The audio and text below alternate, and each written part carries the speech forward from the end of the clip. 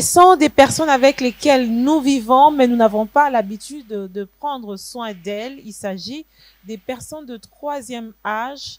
Dans cette émission, nous allons approcher une fondation, justement, qui a placé son créneau autour de cette catégorie des personnes assez vulnérables, mais très importantes pour la société congolaise. Madame, Messieurs, bienvenue à votre émission Femmes. Bienvenue également à notre invité du jour. Merci. Je vous présente, je reçois pour vous Vénitia Mambuko-Manda. Elle est présidente de la fondation Given, c'est bien ça? Oui, c'est ça. Vous avez d'autres casquettes que j'ai cachées? Oui, on peut dire que je suis mère aussi. Aussi, oui, hein? De deux merveilleuses petites filles. Vous êtes épouse aussi. Épouse aussi, oui. C'est très important de le signaler. Alors, Vénitia, aujourd'hui, on parle de ce que vous faites dans cette fondation, une fondation qui a quand même un créneau assez particulier. On n'en entend pas parler souvent parce que les gens, ils viennent, ils font des actions sporadiques, après ils partent et c'est une souffrance qui est pérennisée au sein de cette catégorie des personnes. Mais vous avez choisi quand même de vous occuper des vieillards, comme on les appelle, avec la fondation. C'est quoi l'histoire avec la fondation Given? Alors, merci déjà de me recevoir. Et alors, tout est parti de la tristesse, vous voyez, cette conception de solitude, de rejet, de mépris. Et je me suis toujours demandé pourquoi ces personnes du troisième âge sont toujours autant, ou souvent si malheureuses. Et depuis que je suis si plus jeune et maintenant que j'ai grandi, j'ai eu à côtoyer des personnes du troisième âge dans nos milieux ecclésiastiques, dans nos familles, dans notre entourage. Et quand vous les approchez, vous parlez avec elles, vous vous rendez compte que pour la plupart, elles sont veuves, déjà, elles sont veuves. Et après le départ de leur mari, beaucoup se sont retrouvés perdus. Parce que déjà, jadis, et il y en a encore, malheureusement encore aujourd'hui, où vous voyez que leur moyen de subsistance, leur bonheur, si on peut dire, dépendait en totalité, souvent majorité, de leur conjoint. Qui fait qu'une fois que le mari décède ou il part, alors la veuve se retrouve perdue. Et même pour celles qui ont eu à travailler, parce qu'il y en a d'autres qui étaient quand même à l'emploi, par exemple celles des femmes qui ont travaillé dans la fonction publique, eh ben, vous vous rendez compte, après avoir fini leur cursus au travail, l'accompagnement de la société n'est pas très conséquent pour que cette veuve-là puisse tenir ou se prendre en charge. Qui fait qu'alors nous, dans la Fondation Given, on accompagne cette veuve-là du troisième âge à pouvoir se prendre en charge par des actions que nous aimerions, que nous voulons pérennes. Par exemple, il y a la fabrication des makayabou, il y a... Comment ça se passe? En fait, qu'est-ce que vous faites réellement? Parce que là, on est déjà dans le vif de notre sujet. Vous faites quoi réellement pour leur prise en charge? Qu'est-ce que vous faites? Vous allez dans le centre, vous parlez avec eux. Il y a aussi le poids de l'âge, ils vont pas travailler. Vous faites quoi? Alors, on entre en contact avec ces veuves, c'est-à-dire qu'on a des veuves que nous côtoyons dans nos milieux, comme je disais, ecclésiastiques. Nous avons dans nos familles, nous avons dans notre entourage, mais on va beaucoup plus aussi dans les coins un peu plus reculés. On entre en contact avec ces femmes, on parle avec elles, on discute, on essaie de voir quelle est la situation actuelle de la femme, quelle est son histoire, hein, comment elle a commencé, qu'est-ce qui fait qu'elle se retrouve là où elle est maintenant et comment est-ce qu'on peut l'autonomiser. Alors, nous les autonomisons comment? C'est qu'on les offre des formations pour pouvoir avoir accès au travail, pour pouvoir subvenir à leurs besoins de première nécessité. Et une personne qui est déjà vieille, elle ne sait pas travailler. Vénitia, tu es d'accord avec moi? Effectivement, on a plusieurs catégories. Donc, pour les femmes qui ne peuvent pas travailler, parce qu'il y en a d'autres qui ont 80 ans, mais il y en a d'autres, on va parler par exemple de celles qui ont, disons, 65 ans et qui sont encore fortes et tout. Eh bien, vous vous rendez compte que cette femme veut se prendre en charge. Déjà, elles n'ont pas accès aux soins médicaux, elles n'ont pas accès à certaines subventions, elles n'ont pas accès à certains droits qui sont déjà écrits, mentionnés pour eux, qui sont déjà, comment dirais-je, qui sont qui sont censés les accompagner, mais on ne voit pas le concret dans la vie de cette veuve-là.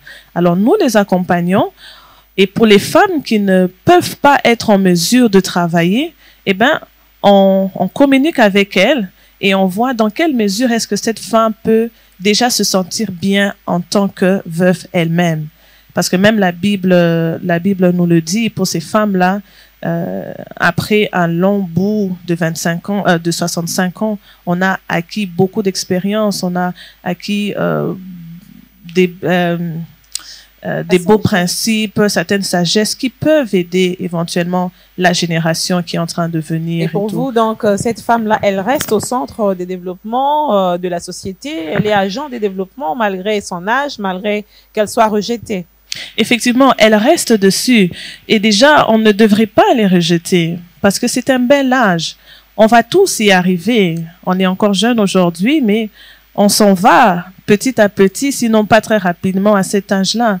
Et on devrait les honorer pour... Elles ont servi le pays, elles se sont données, elles ont travaillé. Même pour celles qui n'ont pas travaillé, elles ont soutenu peut-être leur conjoint. Parce qu'elles sont veuves, donc c'est-à-dire qu'elles ont eu à avoir un conjoint. Et on le dit déjà bien, derrière un grand homme, il y a une grande femme. Donc ces femmes-là, même si elles n'ont pas travaillé en tant qu'employées, mais elles ont travaillé à ce que leur mari éventuellement puisse être en mesure de pouvoir servir son pays. Elle a éduqué des enfants. Mais à un certain âge, lorsqu'elles se retrouvent rejetées, elles sont rejetées déjà de par elles-mêmes leurs conditions. Des fois, l'État les rejette, la famille les rejette. Ça crée une tristesse en elles qui fait que des fois, elles se retrouvent perdues. Alors, comment elle va s'en sortir? C'est à ce moment-là que voilà, nous intervenons. Et c'est quoi l'idéal que vous poursuivez derrière ces actions que vous menez aux côtés des personnes de troisième âge? Alors, l'idéal que nous poursuivons, déjà, c'est améliorer leur qualité de vie. Okay? Alors, la qualité de vie, déjà, l'OMS l'a définie comme étant un indice gouvernemental de l'état d'un pays. En d'autres termes, la qualité de vie, c'est une perception que quelqu'un a de sa condition de vie par rapport à ses attentes. En accompagnant ces personnes de troisième âge, vous avez certainement un idéal que vous poursuivez, c'est lequel? Oui, effectivement, on a un idéal que nous poursuivons. Avant de tomber sur l'idéal, déjà, cette veuve du troisième âge, elle est vulnérable, qui fait qu'elle a des droits qui ne sont pas concrets dans la vie de cette veuve-là. Et on aimerait bien que, éventuellement, cette veuve soit prise en charge, qui fait que nous, la Fondation, on accompagne cette veuve. Si l'État n'est pas encore arrivé au point où nous pouvons le voir de manière concrète, eh ben, nous, en tant qu'organisation, en tant que fondation, en tant que personne humaine, on peut venir en aide à la personne qui a le plus besoin de notre soutien. Qui est en état de faiblesse, exactement. Et d'ailleurs, je disais même dernièrement, il y a tellement à faire. Il y a tellement à faire dans la vie de ces veuves que nous saluons aussi. Aussi la présence d'autres organismes qui vont dans le même sens de pouvoir aider le plus nécessiteux. Pourquoi? Parce que si chacun fait quelque chose, à la fin de la journée, ça devient beaucoup. On fait juste un peu. À la fin de la journée, on se rend compte que le bénéfice est grand. Et notre idéal, c'est de pouvoir arriver à conscientiser tout le monde, à pouvoir marcher dans cette voie-là pour que le jour où on sera beaucoup plus nombreuses à pouvoir plaider sur la cause, par exemple, des personnes du troisième âge, pour le cas de la veuve, particulièrement comme nous sommes dans ce domaine-là, la veuve du troisième âge, qu'elle puisse avoir accès aux premiers soins de santé, qu'elle puisse avoir accès à un transport facile, qu'elle puisse avoir accès à l'eau potable, qu'elle puisse avoir accès à une vie saine, un environnement sain pour eux. Et lorsqu'on est plus nombreux à pouvoir plaider ça, pourquoi pas avoir un ministère, un département qui s'occupe particulièrement des personnes du troisième âge. Vous voulez qu'on ait encore à part les ministères des Affaires sociales, qu'on ait un ministère qui ne s'occupe que des personnes de troisième âge? C'est un budget de plus pour l'État congolais, n'est-ce pas? Oui, il faut prévoir. Alors qu'on est en train de militer pour qu'on puisse réduire le train de vie des institutions. Oui, réduire le train de vie, oui, c'est bien, mais c'est une catégorie de personnes à ne pas négliger. qui fait que dans le social, il est grand. Vous voyez, le social, il est grand, ça touche plusieurs plateformes de la société. Par exemple, là où moi je vis maintenant, je suis au Canada, hein, qui fait qu'il y a tout un ministère qui est mis en place pour la personne uniquement du 3e âge. Et vous voyez que ça fait plaisir de se dire qu'un jour, on va arriver à cet âge-là. Et quand on voit comment ces personnes vivent, comment elles sont entretenues, comment elles sont respectées, comment est-ce qu'elles sont suivies de près, parce qu'elles ont fait que nous soyons là aujourd'hui. Il y a beaucoup qui sont des parents, qui ont eu des enfants, des petits-enfants, qui deviennent des autorités aujourd'hui. On ne peut pas les mépriser. Qui fait que nous, arrivés à cet âge-là, on doit être au moins sûr qu'on a préparé notre chemin. Et donc, l'idéal pour vous, c'est d'améliorer les conditions de vie de ces personnes, de ces femmes veuves. Oui. Exactement, de 3e âge. Exactement. Mais il y a quand même beaucoup de facteurs quand on parle d'amélioration des conditions de vie, des facteurs qui relèvent aussi de la responsabilité de l'État en premier. Est-ce que vous allez y arriver? Est-ce qu'on va y arriver? Oui, parce qu'on reste confiant en ce Dieu-là qui met des capacités en nous, qui met le besoin, qui met cette passion, cette empathie envers ces personnes, qui fait qu'on se dit un jour on va y arriver, une personne à la fois, un État à la fois, une province à la fois, on va y arriver. C'est possible d'y arriver. En parlant justement de cet idéal, vous relevez plus la qualité de vie, n'est-ce pas? Oui. La qualité de vie, ça dépend de l'environnement dans lequel on évolue.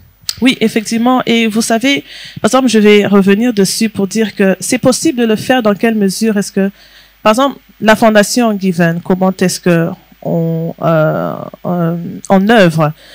Je prends les cas de l'orphelin, par exemple, vu qu'on a aussi le volet de l'orphelin. Comment est-ce qu'on améliore la qualité de vie de cet orphelin-là?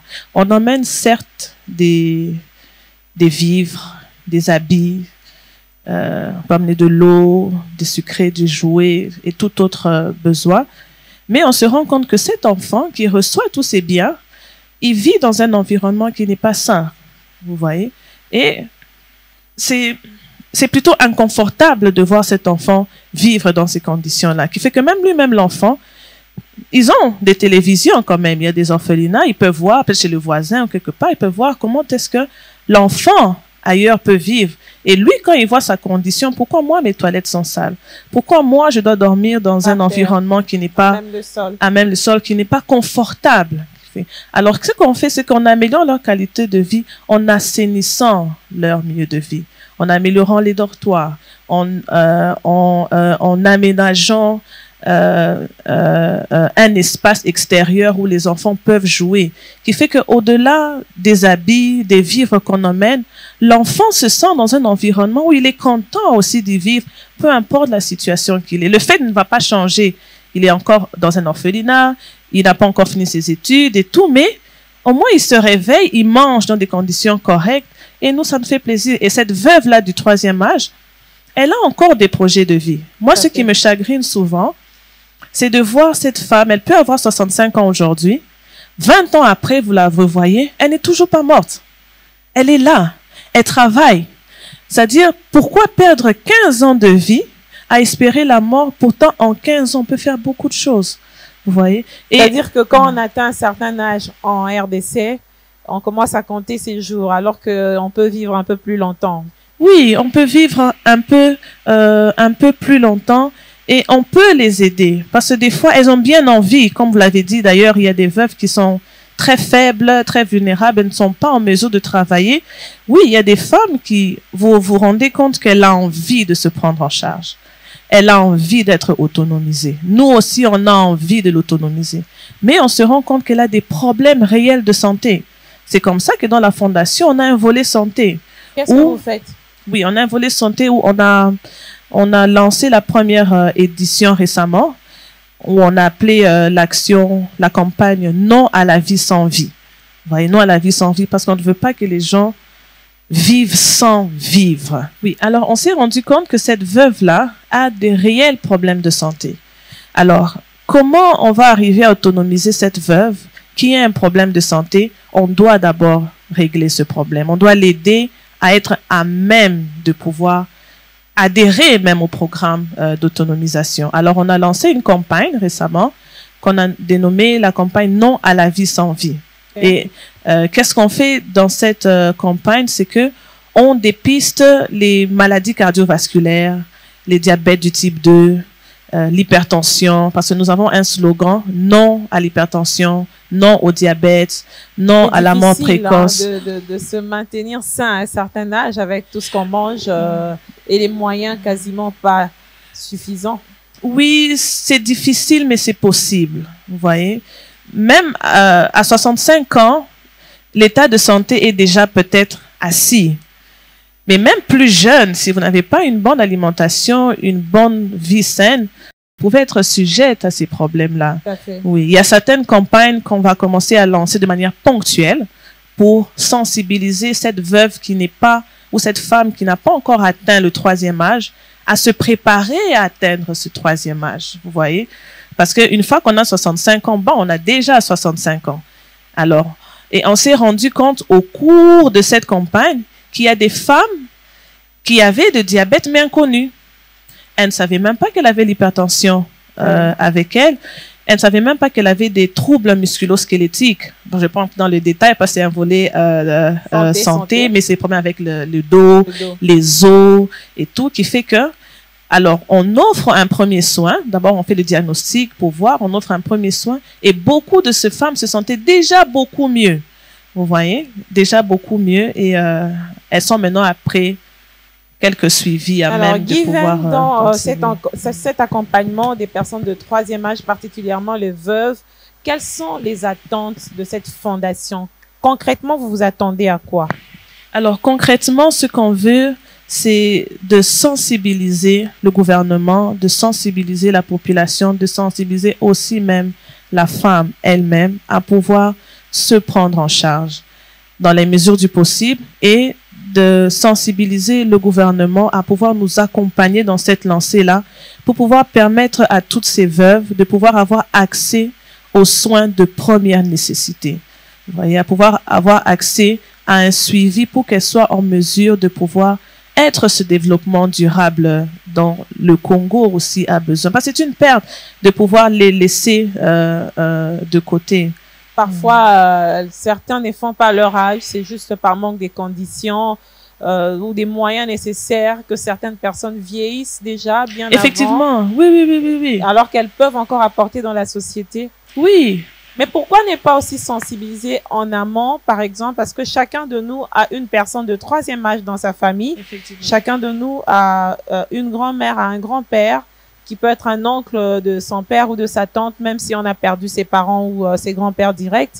Mais on est en Afrique, on sait comment ça se passe.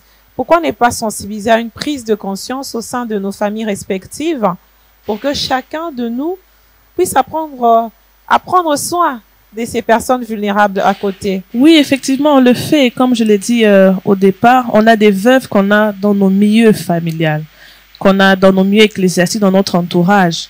On vit avec des personnes qui sont âgées, vous voyez. Il y en a même d'autres, il y a des femmes qui ont des enfants, mais elles travaillent et l'éducation est remise entre les mains de la grand-mère. Parce que c'est elle qui reste à la maison, qui passe du temps avec eux et tout. Et cette femme-là a besoin d'être en forme aussi pour être en mesure de pouvoir donner du meilleur d'elle-même. Donc oui, nous le faisons aussi. Et c'est par exemple, j'ai même ma grand-mère qui participe aussi. La dernière fois, elle n'a pas participé parce que bon, elle ne se sentait pas bien. Mais oui. Mais on dit important aussi que ce sont des sorcières. Il y a des stéréotypes. Peut-être vous les rencontrez avec les enfants orphelins qui deviennent parfois des enfants de la rue par manque justement d'encadrement. Et la société a fui ses responsabilités en traitant certaines personnes de sorcières, notamment les personnes de 3e âge. Est-ce que vous avez rencontré sur le terrain des gens qui vous ont fait ces genres de témoignages et comment bannir cette mauvaise habitude? Oui, il faut la bannir parce que ce n'est pas toujours le cas. Vous voyez, lorsque le Seigneur vous donne une passion, une vision, un fardeau, il vous donne les moyens de pouvoir les affronter aussi. Qui fait que quand moi je vais vers ces femmes-là, je n'ai pas peur de cette condition-là. Elle ne vient pas en moi, vous voyez. C'est aussi l'une des raisons qu'elles soient abandonnées par leur propre famille. Oui, effectivement. Mais quand on parle, par exemple, il y a à une rencontre avec les veuves, alors je parlais avec elles, je leur dis, mais vous savez, dans la tête de tout le monde, ça fait plaisir d'aller voir mamie.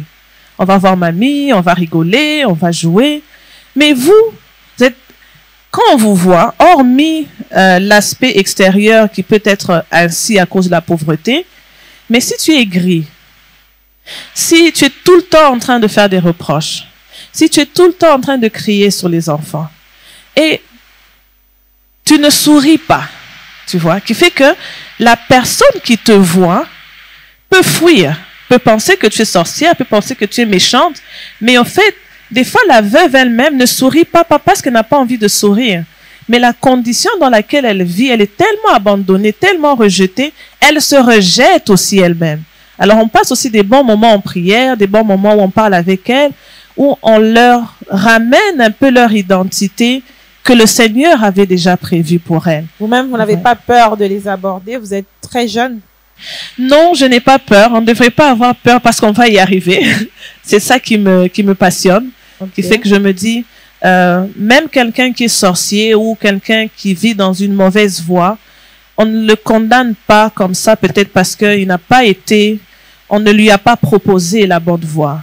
Qui fait que moi, je ne peux pas la repousser parce que, bon, elle est méchante ou elle peut avoir des attitudes aigries. Non, peut-être parce qu'elle n'a pas encore connu la douceur.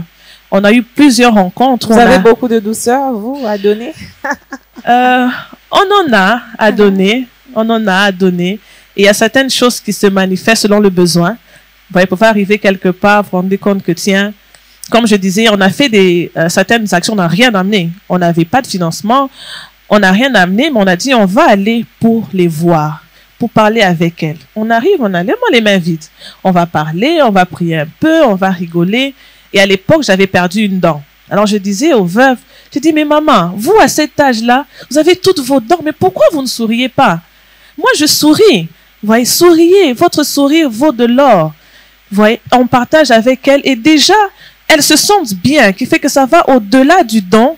Ça devient, elles retrouvent un peu leur identité. Il y a même une femme qui avait témoigné qui dit, ah, je suis très contente de voir une si jeune femme venir vers nous, elle nous fait câlin. Pourtant, on nous rejette. Oui. Vous voyez, et déjà, le fait de les approcher comme ça, elles sont ouvertes aussi à pouvoir, bon, se prendre en charge parce que on a besoin de toi. Vous avez parlé de quelque chose qui m'intéresse, l'argent. Pour faire ces dépistages, pour amener à quelque chose dans les orphelinats ou à prendre en charge les orphelins, pour faire sourire ces veuves, même si vous n'avez rien pour une fois, mais la deuxième fois, vous êtes obligé d'amener quelque chose, il faut de l'argent. Vénitia, d'où vient l'argent de la fondation? Oui, effectivement, il faut de l'argent. On a une valeur qu'on prône déjà d'emblée à la fondation, c'est le bénévolat. On a beaucoup d'actions qu'on a pu réaliser parce que les personnes qui nous ont soutenus n'ont pas forcément donné de l'aide financière, mais ont donné de leur expertise, ont donné de leur temps. On a des médecins avec qui on travaille, des professeurs, on a des bénévoles qui viennent nous assister dans l'exécution de nos tâches, qui font que je salue déjà tous nos bénévoles de loin parce que c'est une des forces avec laquelle la fondation avance. Et c'est comme ça qu'on est là, c'est pour sensibiliser aussi les âmes sensibles à pouvoir nous soutenir dans cette cause pour atteindre un plus grand nombre. Pour atteindre vraiment un plus grand nombre et pour aussi arriver à pouvoir à pouvoir concrétiser toutes les actions qu'on mène parce que une fois que une fois que vous entrez en contact avec cette veuve, vous découvrez son problème. Ce serait pas bon de la laisser comme ça. Ça devient un fardeau qui est censé évoluer. Et seul, on ne peut pas le faire. Et seul, on ne peut pas le faire. On a besoin de vous, on a besoin de l'État, on a besoin du gouvernement, on a besoin des personnes de bonne volonté qui peuvent prendre la cause en charge et pouvoir nous aider. Les actions dans les jours à venir, généralement, durant toute l'année, on ne voit pas les personnes de bonne foi venir dans les orphelinats, aller dans ces centres d'hébergement des personnes de troisième âge. On attend le mois de décembre, comme si les gens vont rester affamés durant toute l'année et ne manger que le 25 et le 31 décembre. Est-ce que vous serez dans la même logique? Parce qu'il faut donner un peu plus pendant le mois de décembre. Vous avez des actions en vue? Oui, la question est bien posée. On a des actions en vue. Je vais profiter pour parler de l'action que nous avons appelée Action Zawadi. Je pense que vous avez vu les images. Zawadi veut dire don. Oui, Zawadi veut dire don en Swahili, veut dire donner, un don qu'on vous fait. Alors, on s'est rendu compte qu'on n'est pas tout le temps là pour nos veuves ou les orphelins. Alors, qu'est-ce qui peut faire qu'on puisse être en mesure de combler le temps où on n'est pas là pour qu'ils puissent avoir de quoi manger dans leur assiette? Alors, tout est parti d'une visite dans un orphelinat. Okay. On arrive et tout, on attend et on demande si les enfants ont mangé. Dit non, on n'a pas encore mangé. On attend le responsable, pour qu'il aille acheter des légumes pour que les enfants puissent manger. Quelle heure? On est arrivé vers 16h, 17h. Oh là là. Oui, c'est toute la journée qu'ils n'ont pas mangé. Et ils sont fatigués et tout. Alors, on regarde autour de cet orphelinat, on voit un espace tout à fait vert. Je dis, mais cet espace, on peut l'utiliser pour faire des légumes des champs. Oui. Pour au moins, lorsque nous, on n'est pas là, que ces enfants, ces veuves puissent manger. Alors, on a entamé l'action Zawadi, l'action assiette verte, qui permet à ce que la récolte de ces fruits et de ces légumes, une fois qu'ils ont vendu, ils ont de quoi se prendre en charge et ils ont de quoi manger tous les jours. Et à ma grande surprise, Maman Fiza, vous ne pouvez pas vous rendre compte comment le pays est béni. Vous ne pouvez pas vous rendre compte comment, avec peu, des fois sans beaucoup d'efforts, les sols vous produisent énormément. Et les orphelinats avec lesquels on a travaillé maintenant, dans le projet, on va faire avec plus, mais on voit déjà comment, même quand on n'est pas là, ces enfants-là sont en train de manger. Et le mois de décembre, par exemple, nous, on va changer la donne. Souvent, en décembre, on donne, on offre, ils auront, on va leur donner. Oui. Mais eux aussi vont pouvoir offrir. Vous voyez, ça va faire plaisir. Ah bon? Et mais oui. Ça sera quoi? Les fruits de leur champ? Les fruits de leur champ. OK. Et, vous allez vendre? Il y aura d'autres qui seront vendus pour être redonnés encore comme contribution. Il y aura des paniers qui seront faits, qui seront vendus. Mais la majorité seront offerts. Vous allez voir comment est-ce qu'on peut on peut manger des légumes frais que nous-mêmes nous avons plantés. On va faire des jus à base des fruits locaux et tout. Et ça fait plaisir. Et même ces veuves-là, elles font du pondoul, elles font les makayabou et tout. Elles les vendent. On les assiste aussi parce que des fois, il y a des veuves qui travaillent, mais après, elles n'ont pas de clientèle. Oui, elles ne savent pas comment écouler leurs marchandises et tout. Alors, comme on fait l'accompagnement, eh bien, on les accompagne, on les voit, on propose, on essaye de voir dans quelle mesure est-ce que ces femmes-là peuvent écouler leurs marchandises. Alors, donc, on espère bien que la donne va changer. Ça sera une flèche inverse. Au lieu que nous, on parte, cette fois-ci, on aura quelque chose de la part de ces personnes vulnérables. C'est pour dire, en fait, c'est un message pour dire qu'elles ont quelque chose à donner. C'est d'ailleurs votre combat. Oui, c'est mon combat. Et vous savez, le Seigneur, dans sa grâce, a permis que mon papa passe. Bon, je dis ça comme ça parce qu'étant chrétienne, nous croyons que tout ce que Dieu fait, c'est pour notre bien. Tout à fait. La cause que j'avais pour la veuve et l'orphelin, surtout pour l'orphelin, a toujours été là, mais elle prend une toute autre ampleur une fois que vous-même, vous devenez orphelin. Vous ressentez la même chose. Oui. Je suis mariée, certes. Vous êtes adulte? Oui, je suis adulte. Indépendante. Mais le départ de mon père a bouleversé beaucoup de choses en moi. Alors, quand vous vous rendez compte que cet orphelin qui perd ses parents beaucoup plus tôt, beaucoup plus jeune, enfin, il peut perdre un peu son repère. Et ça me permet de mieux comprendre, de mieux entrer dans la situation de cet orphelin.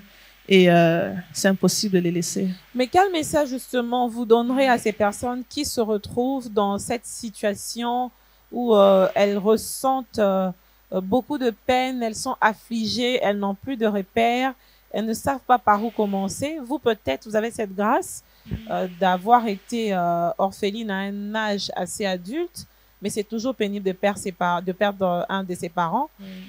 Qu'est-ce que vous direz à ces gens qui se perdent après? Alors déjà, être orphelin, ce n'est pas une fatalité. C'est pas une fatalité, mais il ne faut pas mépriser ça. C'est-à-dire, la grâce que nous avons, c'est de nous appuyer sur le Seigneur. Ce que moi, je peux dire à tous les orphelins qui nous suivent, qui passent des moments compliqués où, des fois, je vous dis, il faut vraiment que le Seigneur vous aide pour pouvoir voir les choses différemment une fois que tout est secoué. vous voyez. Mais le Seigneur reste notre source indéniable.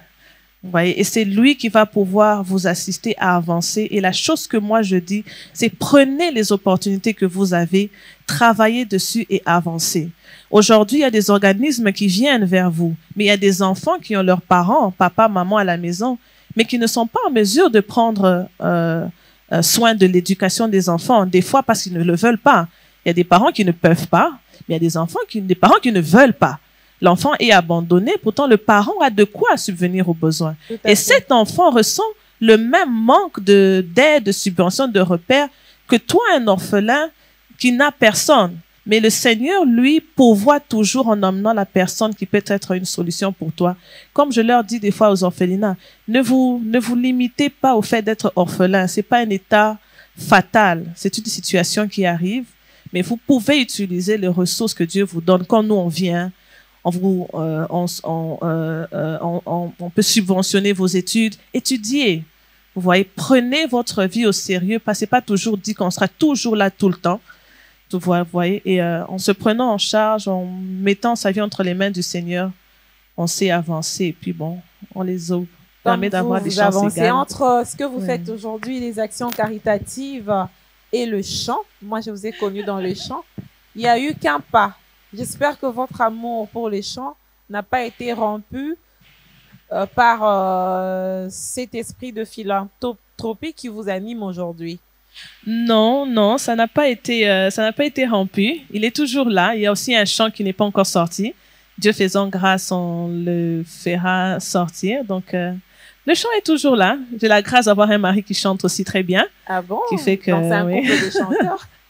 Ça devait encore ressortir un peu plus. On a eu un effet contraire, Vénitia. On vous voit plus. Vous me verrez plus souvent. OK. Vous me verrez plus souvent. Vous me verrez plus souvent. Alors, cette émission est finie. On va pas se séparer sans écouter votre belle voix, n'est-ce pas? OK. Il y a une chanson que j'aime beaucoup de la sœur Nadège, qui peut être un bon message aussi. C'est...